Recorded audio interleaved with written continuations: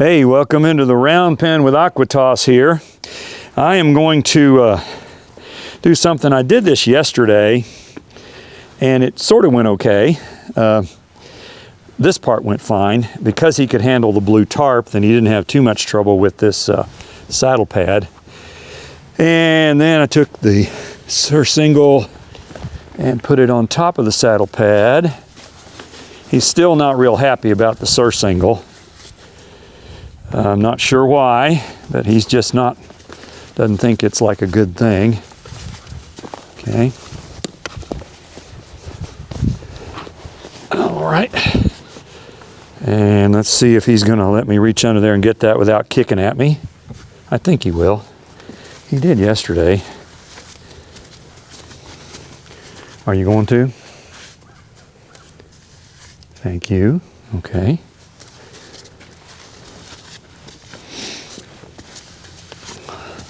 So, you know, folks, if you want your horse to stand still and the horse is moving, then just keep doing whatever you're doing until he quits moving. Okay? So I reached my hand under there and he started moving. Well, I didn't take my hand away. I just kept it there until he quit moving around. Okay? Good. There we go. So he's being good there. Let's see what he does when I cinch this up. Okay. He's not reacting very well. So I'm going to pull and release that. Pull, release, pull and release. He's going to try to run away from it. It's likely to fall off here. Okay. Oh, there we go. Don't run over me, ding-a-ling. Yep, we're likely to get in a little wreck here. Okay. Okay. So that got down around his flanks, and it's not tight. And that's all right. It's just a learning experience for him. Whoa. Whoa. Whoa. Whoa. Whoa.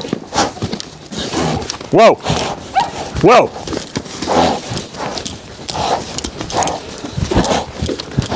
Whoa. Whoa. Whoa. So all I'm trying to do here is get him to stop and think a second. Whoa. Whoa. Stop. And think. Okay? And he's scared. He's scared. Stop and think. There. Okay. All right. So did I make a mistake there? Obviously I did. However, I mean, it's something that I would have done on purpose eventually anyway, which is flank rope him. He has to learn to stop and think. He doesn't know how to do this hardly at all. That whenever he gets scared, you don't just go into a blind panic, which is what he did right there. On my 0 to 10 scale, he went up to about a 10 there, at least a 9, and was in a total blind panic, okay? He didn't stop and think at all.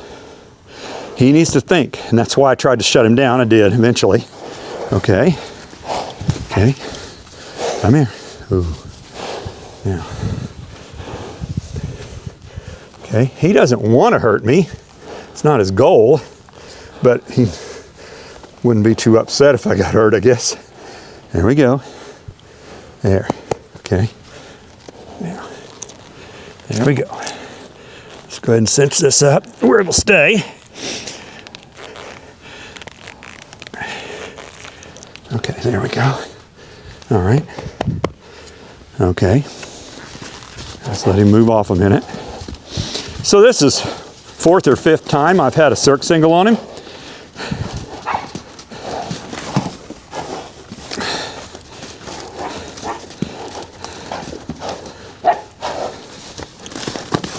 And by the way, just remember to tell you guys this.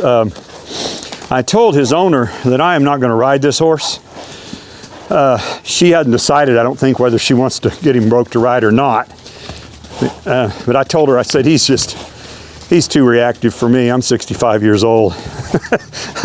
You can find somebody a little younger, so she may do that.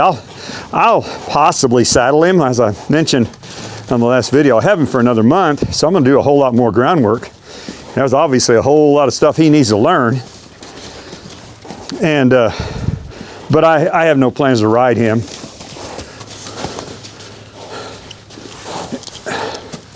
Okay, that's getting a little better. Getting a little better, good. So now what I think I want to do is I'm going to take that off and start over and get the pad underneath it. So there he's relaxing. So his emotions have calmed down. They went down to about a 6 or 7. Now he's down to a 5. Maybe 4. Good. So, and I know that's kind of wild and woolly, but you know, how else is he going to learn this stuff? I'm doing it as, you know, as methodically as I can without, you know, I'm trying to keep him from getting that excited, but frankly, it's just, I don't know if it's possible to get this done without him panicking, because he just kind of does that. Okay. But every time he does it and lives through it, he's going to get a little more likely to be okay with this and realize nobody's out to kill him. This is just a horse with a real high fear level. It's that, and also the fact that what little handling he's had was not very good. And so, you know, there we go. There we go. Come here, bud. Come on. There. Okay, there we go.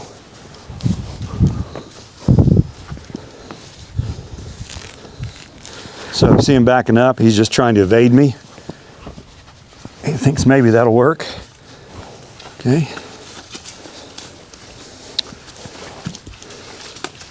He doesn't like me on his right side. I'd rather you not throw my good saddle pad in the mud, but you just did, didn't you? Okay.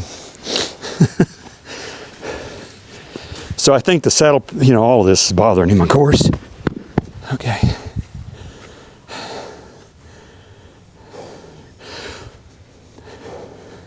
Okay, so it's just a typical day with me and Aequitas. This is kind of how it goes pretty much every day. In some variation of it. Okay.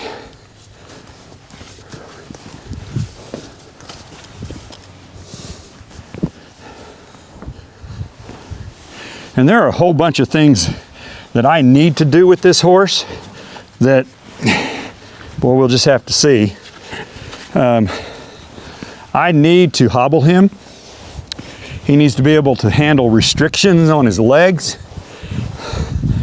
And I keep asking myself if he's ready to take that or not. He does some, but the reason I'm being cautious about it is because he really needs it. But if I were to hobble his hind legs now, like side hobbles, I'm concerned that he would permanently hurt himself. That he would kick in such a panic that he could damage, you know, hurt himself. That's the reason I'm being a little cautious about it. I've put ropes around his legs quite a bit. I haven't restrained him very much with those ropes. At some point he really needs that. He needs me to lay him down. I will likely get to that in the next week or two. That's actually not as emotionally taxing as hobbling, I don't think. Kind of depends on the horse, I guess. Okay, now he's licking and chewing with that blanket on his back. Whew, let's let him rest a minute. Me too. Yeah, and I've said this many times with other horses. The rest period is probably more important than the work. Because if you don't give that horse time to think and process, he's not going to retain anything. Horses move fast, but they think slow. And this one moves faster than most. And he thinks slower than most. It doesn't mean he's not smart. He's highly intelligent. But a horse can't think when they're panicked. Okay? And neither can you. When you're in a panic state, you're just trying to get away, and you're not thinking. So I'm going to do this from the other side. Last time I did it from the left, let's do it from the right. And so you have to give these horses time to think, process what's going on. There we go, buddy. There we go, bud.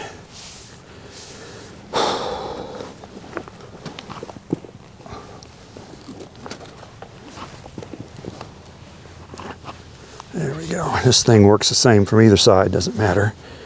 But I have not reached under him from this side, so let's see if he's okay with it. All right.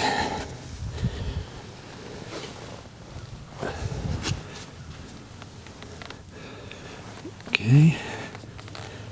And I'm going to try to get it tight on the first pull if I can, so I can avoid what happened last time. If I can. I think I can. Yes, he let me do it. There you go. Good boy. Thank you. Aren't you a good boy? There you go. There you go. Now, let's see if I can send him around here and just have, oh yeah, much better. Looky there.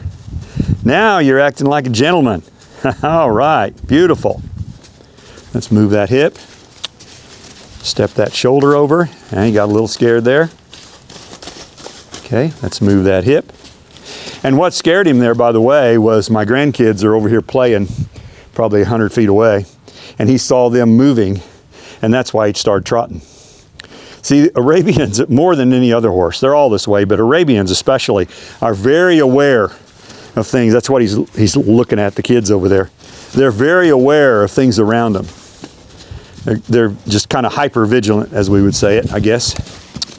But he's doing fine. He's not panicking too much. Okay.